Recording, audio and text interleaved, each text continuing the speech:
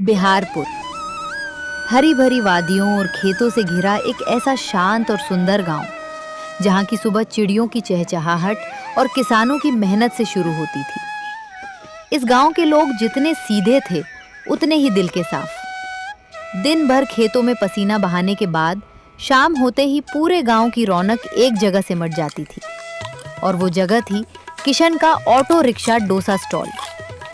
किशन अपने ऑटो में ही स्वादिष्ट डोसे का ठेला लगाता था। उसके डोसे का स्वाद ऐसा लाजवाब था कि दूर दूर से लोग सिर्फ उसकी उंगलियों का जादू चखने खिंचे चले आते थे।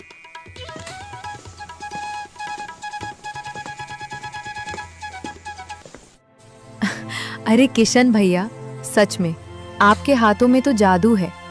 आपका डोसा इतना बढ़िया होता है, साफ सफाई भी इतनी अच्छी है। तो आप शहर क्यों नहीं चले जाते? वहां तो आप खूब कमाओगे। यहाँ गांव में ही क्यों रुके हुए हो? चाची, बात ऐसी है कि जब मेरे पास कुछ नहीं था और मैंने एक छोटे से ठेले से शुरुआत की थी, तब इसी गांव के भाई बहनों ने मेरा साथ दिया था। आज उन्हीं की बदौलत मेरे पास यह ऑटो है। अब जब थोड़े अच्छे दिन आए हैं, तो मैं अपने लोगों को छोड़कर शहर भाग जाऊं? ये मुझसे नहीं होगा चाची। किशन, तुम जितने अच्छे डोसे बनाते हो, तुम्हारा दिल भी उतना ही प्यारा है। पर एक बात बताओ भाई, ऐसा क्या डालते हो इसमें? हम घर पर इतनी कोशिश करते हैं, पर ऐसा स्वाद और ऐसा कुरकुरापन कभी आता ही नहीं। भाभी, इसमें कोई गुप्त मसाला नहीं है। ये तो बस आप सबका प्यार है और मेरे स्वर्गीय बाबूजी का सिखाया हुआ हुनर है, जिसे मैंने आज भी जिंदा रखा है। बस यही मेरी रेसिपी है। किशन की इन्हीं मीठी बातों और स्वाद के दीवाने लोग रोज आते, डोसा खाते और खुशी खुशी पैसे देकर चले जाते। किशन की जिंदगी सुकून से चल रही थी। पर कहते हैं ना कि किस्मत की धूप में छांव का आना तय होता है। किशन रोज की तरह अपनी दुकान लगाने की तैयारी कर रहा है, तभी उसकी पत्नी सुमन पास आती है। सुनो जी, एक बात बतानी थी। कल जब आप दुकान पर गए थे, तब गांव के 2-3 लोग घर आए थे। उनके साथ वो जमींदार धनीराम सेठ भी था। वो आपके बारे में पूछ रहा था और कह रहा था कि कोई पुराना पैसा बकाया है। मैं उन्हें ठीक से पहचानती नहीं थी, इसलिए मैंने कुछ ज्यादा नहीं बोला। क्या धनीराम सेठ? वो लालची आदमी हमारे घर आया था? पर क्यों? कहीं ऐसा तो नहीं कि बाबूजी ने बीमारी के वक्त उससे कुछ उधार लिया हो और जाने से पहले मुझे बता ना पाए हों? मुझे तो अभी से घबराहट हो रही है सुमन। न जाने क्या मुसीबत आने वाली है। आप परेशान मत होइए, भगवान पर भरोसा रखिए। जो होगा अच्छा होगा। बस मेरी एक बात मानिए, अगर वो रास्ते में कहीं मिले भी तो गुस्सा मत करना, शांति से बात संभाल लेना। ठीक है सुमन, तुम फिक्र मत करो। आज वैसे ही बहुत देर हो गई है, मैं निकलता हूँ। किशन अपना ऑटो लेकर अपनी तय जगह पर पहुंचता है और दुकान लगाता है। अभी कुछ ही देर हुई थी कि तभी धनीराम सेठ अपने 2 लठैतों के साथ रौब झाड़ता हुआ वहां आ धमकता है। और भाई किशन, क्या हाल चाल है?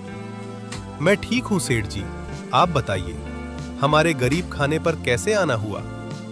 सब ठीक ही है। कल मैं तुम्हारे घर गया था, तुम्हारी पत्नी मिली थी। बहुत सीधे साधे लहजे में बात कर रही थी। शायद जानती नहीं कि धनीराम सेठ कौन है। जी, वो आपको नहीं पहचानती थी। उसने मुझे बताया कि आप आए थे। पर सेठ जी, आप किस सिलसिले में आए थे? साफ साफ बताइए। सिलसिले की बात सुन। तेरे स्वर्गीय बाप ने मुझसे पूरे 5,000 रुपए उधार लिए थे। मैं तो भूल ही गया था, पर कल जब पुरानी बही खाता खोली तो देखा कि वो पैसे आज तक चुकाए ही नहीं गए। अब इतने सालों का ब्याज मिलाकर पूरा हिसाब 25,000 रुपए बैठता है। क्या 25,000 रुपए? सेठ जी, इतने पैसे? क्या सच में मेरे बाबूजी ने? ए लड़के, जुबान संभाल कर बात कर। धनीराम का खाता कभी झूठ नहीं बोलता। अगर तू चुपचाप पैसे नहीं दे सकता, तो ये जो तेरी फटफटिया है ना, इसे मैं उठा ले जाऊंगा। इसे बेचकर अपना पैसा वसूल करूंगा। सेठ जी, रहम खाइए। मुझे इस उधार के बारे में कुछ नहीं पता था, पर मैं आपके पैसे खाऊंगा नहीं। मुझे बस 1 महीने का वक्त दे दीजिए। मैं दिन रात एक करके आपके 25,000 रुपए चुका दूंगा। 1 महीना? नहीं, मैं तुझे सिर्फ 10 दिन का समय दे रहा हूं। 10वें दिन मैं खुद यहां आऊंगा और मुझे मेरे पूरे पैसे नगद चाहिए। अगर पैसे नहीं मिले तो याद रखना, तेरी ये दुकान, तेरा घर, तेरी जमीन सब मेरी हो जाएगी। और सुन, पैसे नहीं दे पाया तो अपनी पत्नी की शादी मेरे लड़के से करानी पड़ेगी। धनीराम सेठ की ये आखिरी बात सुनते ही किशन के सब्र का बांध टूट गया। उसकी आंखों में अंगारे उतर आए। सेठ धनीराम, अपनी हद में रहकर बात करो। बात सिर्फ पैसों की है तो 10 दिन की मोहलत मांगी है ना। मैं वादा करता हूं कि 10वें दिन तुम्हारी रकम तुम्हारे सामने होगी। अब चुपचाप यहां से चले जाओ, इससे पहले कि मेरा गुस्सा 7वें आसमान पर पहुंचे और मैं कुछ ऐसा कर बैठूं जिससे तुम्हारी खैर न हो। अच्छा, बड़ी गर्मी है तुझ में। मुझे ऐसी गर्मी शांत करने का पुराना तजुर्बा है। चलो रे लड़को, 10 दिन बाद इसका सारा घमंड इसी जमीन पर मिला देंगे। धनीराम सेठ के जाने के बाद किशन बहुत परेशान था। तभी वहां शहर से आया एक नया शादीशुदा जोड़ा आकर रुकता है। नमस्ते भैया, क्या आप ही किशन जी हैं? जी साहब, मैं ही किशन हूँ। बताइए क्या सेवा करूं? दरअसल हम पास के शहर से आए हैं। बगल वाले इलाके में मेरा एक छोटा सा कारखाना है। मुझे वहाँ के स्टाफ और वीआईपी मेहमानों के लिए एक बेहतरीन बावर्ची की तलाश थी। हमने आपके स्वाद की बहुत तारीफ सुनी है। क्या आप हमारे कारखाने के मुख्य शेफ बनेंगे? साहब, आपकी पेशकश के लिए शुक्रिया। मैं खाना तो बहुत अच्छा बना लेता हूँ, पर मैं अपना ये गांव और यहाँ के लोगों को छोड़कर शहर नहीं जा सकता।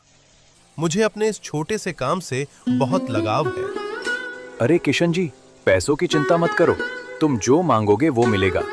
महीने के 10,000, 20,000 या 25,000, तुम बस हाँ कहो। नहीं बाबू साहब, बात पैसों की नहीं, अपनों की है। मैं नहीं आ पाऊंगा, मुझे माफ कर दीजिए। अच्छा किशन जी, अगर आप शहर नहीं आ सकते तो कोई बात नहीं। क्या आप हमारे कारखाने के लिए रोज के 40 से 50 डोसे पैक करके दे सकते हैं? हम रोज खुद गाड़ी भेजकर यहाँ से मंगवा लिया करेंगे और आपको पूरे पैसे एडवांस दे दिया करेंगे। अरे मैडम जी, अगर ऐसी बात है तो ये तो बहुत अच्छी बात है।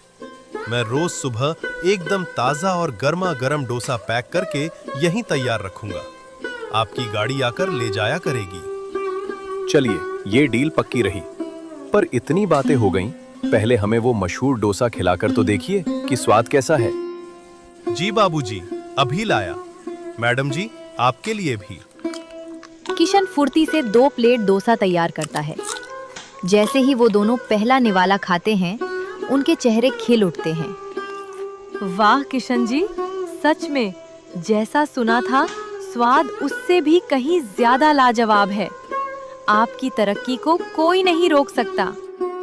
वाकई अद्भुत स्वाद है। ये लो तुम्हारे एडवांस पैसे। कल से हमारा ऑर्डर तैयार रखना। उन दोनों के जाने के बाद किशन की आंखों में उम्मीद के नए आंसू थे। जहां एक तरफ 25,000 रुपए का पहाड़ जैसा कर्ज था, वहीं भगवान ने उसे तुरंत कमाने का एक नया जरिया दे दिया था। उस दिन किशन का सारा सामान बहुत जल्दी बिक गया और वो एक नई उम्मीद के साथ शाम को अपने घर की तरफ लौट चला। क्या बात है जी, आज चेहरे पर रौनक भी है और आंखों में थोड़ी चिंता भी। धनीराम सेठ मिला था क्या रास्ते में? हाँ सुमन, धनीराम सेठ आया था अपनी दुकान पर और जो डर था वही हुआ। बाबूजी ने सच में उससे 5,000 रुपए उधार लिए थे। अब वो ब्याज मिलाकर पूरे 25,000 रुपए मांग रहा है। उसने मुझे सिर्फ 10 दिन की मोहलत दी है और धमकी दी है कि अगर पैसे नहीं दिए तो वो हमारा घर, जमीन और मेरा ऑटो सब छीन लेगा। धनीराम सेठ की धमकी और 25,000 रुपए की बात सुनकर सुमन का दिल बैठ गया। अरे सुनो तो सही, घबराओ मत। तुम कहती थी ना कि भगवान पर भरोसा रखो, वो कोई न कोई रास्ता जरूर दिखाएगा। आज सच में भगवान ने एक फरिश्ता भेजा था। फरिश्ता? कैसा फरिश्ता जी? आज दुकान पर शहर से एक बड़े कारखाने के मालिक